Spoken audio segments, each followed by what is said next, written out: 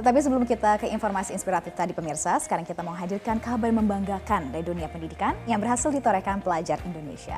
Tim Indonesia berhasil mendapatkan penghargaan bergengsi individu dalam kejuaraan debat internasional secara daring. Penghargaan yang diraih tim Indonesia yakni Top 5 ESL Best Speaker dan Top 10 Open Best Speaker atas nama Judah Purwanto. Para pelajar mengikuti lomba online World School Debating Championship 2020 secara daring. Indonesia sendiri sudah mengikuti lomba debat tingkat internasional lebih dari 10 tahun yang lalu. Namun untuk pertama kalinya pemirsa, Indonesia berhasil masuk dalam ranking 5 besar. Lomba debat internasional ini telah diselenggarakan dari tanggal 17 Juli hingga 2 Agustus 2020 dan terdapat 6 babak penyisihan dan 4 babak eliminasi.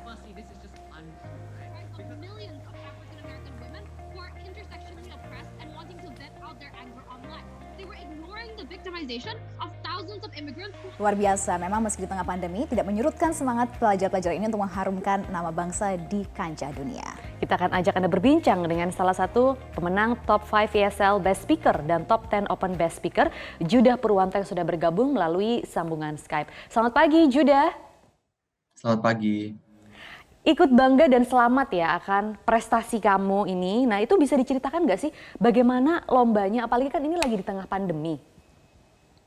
Iya, jadi ini lomba debat yang dinamakan sebagai World School Style Debating, di mana ada tim afirmatif dan tim negatif. Kalau mengenai debatnya sendiri sih sama persis dengan yang dilakukan secara tatap muka, tapi uniknya kompetisi ini dibagi menjadi 2 bagian pada babak prelim berdasarkan zona waktu negara-negara gitu.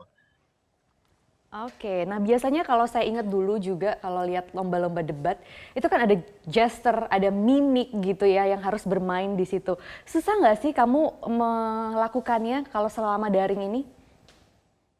Sebetulnya sih kalau online, gesture dan yang disebut sebagai style points di World School Style Debating Championship, itu sih gak beda jauh dan sebetulnya kebanyakan datang dari intonasi dan cara seseorang individu memberi speech-nya atau pidatonya.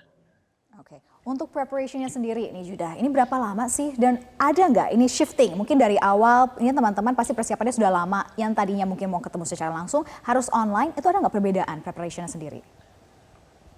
Jadi sih preparationnya masih mulai dari bulan Februari sampai sekarang gitu. Jadi kami itu train setiap minggu, kadang-kadang 5 hari seminggu, dan itu dengan coach kami Kak Novel dan juga dengan banyak murid-murid universitas dari UGM, ITB, dan juga dari tim nasional yang lainnya juga. Ya. Latihannya juga secara daring dan virtual? Iya, semuanya virtual. Dan tapi sebelumnya mau berterima kasih dulu ya dengan Puspresnas Kemendikbud, Pusat Prestasi Nasional Kementerian Pendidikan dan Kebudayaan, dengan coach kami Kak Novel, tim manajer kami Pak Rahmat, dan juga tim pembina WSDC juga yang membuat semua ini bisa jadi. Memang semuanya virtual, tapi juga bisa dapat tim sparring juga dari universitas, dan itu nggak mungkin bisa kalau tanpa tim manager dan semua orang yang terlibat. Ya, dan kita di sini juga berterima kasih atas semangat teman-teman. Akhirnya teman-teman juga bisa berhasil membawa juara nama harum Indonesia akhirnya kembali di kancah internasional nih Judah. Tetapi untuk tantangan terbesar sendiri apa sih? Dan biasanya ini paling menantang, ini dari teman-teman dari negara mana? Dan kenapa? Jadi yang kompetisi paling menantang itu seringnya dari tim Singapura ya, karena mereka stylenya emang udah kuat dari pertamanya. Seringkali mereka training dari kelas 7, tapi kayak kebanyakan debator Indonesia itu dari kelas 9 doang. Jadi memang yang paling susah itu tim Singapura seringnya, tim Amerika Serikat juga lumayan kuat, dan tim Kanada juga. Oke. Nah, strategi apa kalau gitu yang waktu itu teman-teman siapkan gitu untuk khususnya untuk melawan tim-tim yang kuat itu tadi, Judah? Jadi pas debat internasional ini kita ada diberi 1 jam untuk case building namanya. Case building dilakukan untuk untuk menulis speech first speaker dan juga membuat preparasi rebuttal, dan setiap kali kayak kami ingin berbicara mengenai satu argumen untuk sisi kami juga memikirkan argumen untuk sisi oposisi gitu. Jadi itu sih strateginya, harus selalu memikirkan apa yang mereka akan retaliasi dengan argumen kami gitu. Oke, dan ini kan semua dilakukan secara virtual juga. Ada nggak dari teman-teman sendiri ini mungkin ada yang merasa kehilangan, karena kan ada momen juga pasti bisa berkumpul, berkenalan di teman-teman dari berbagai negara lain, mungkin di cultural eventnya biasanya kalau dalam perlombaan seperti ini. Terus bagaimana, ada nggak sih siasatnya dalam acara seperti ini? Karena kan pasti membutuhkan networking juga as a global citizen. Iya, emang sih jauh lebih susah kalau online kan, karena seringnya kalau dalam secara tatap muka gitu bisa kenalan gitu, bisa membuat teman dari negara-negara yang lain.